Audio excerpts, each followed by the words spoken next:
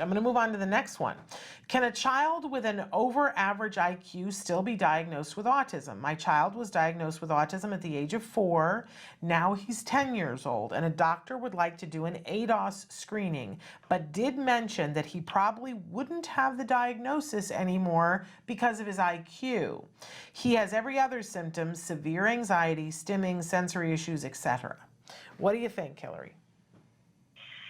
Okay, so what we want to look at when we're talking about an autism diagnosis is what is the current diagnostic criteria.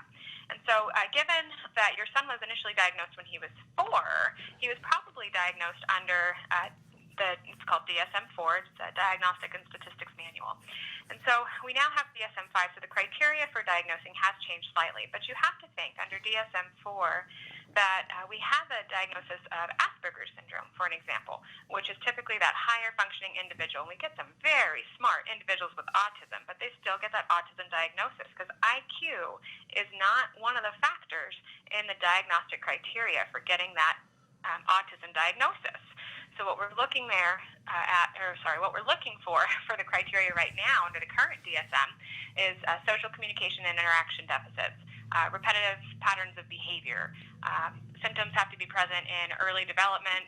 They have to cause significant impairment, and then this is the kind of the catch-all. They can't be better described by another DSM-5 diagnosis. So when the doctor is saying he wants to run an ADOS, that ADOS is meant as a screening tool to check on how severe the factors are, and it relates to the possibility of the individual having autism or not. Now, IQ, from my understanding of the ADOS, is not actually included in that.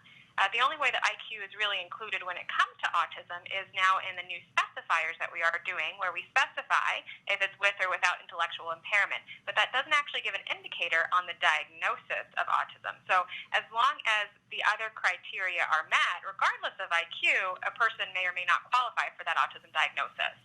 I love that. That was very thorough. So my concern for this parent is your child already has the diagnosis. I always want to know why people want to get a diagnosis, because the whole purpose for me of a diagnosis is that it gives you the ability to get services. So if the child is 4 and the doctor wants to do the ADOS, we do see kids who will have qualified at one point, but now they've made progress in a whole bunch of things, not the IQ, and they no longer qualify for the diagnosis as it is currently written.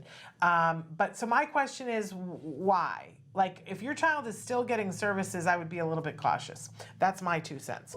Because you need the diagnosis to be there in order to get those services in almost all cases. Hey, thanks for watching Autism Live. To subscribe, click here. And if you'd like to check out some more of our videos, click here.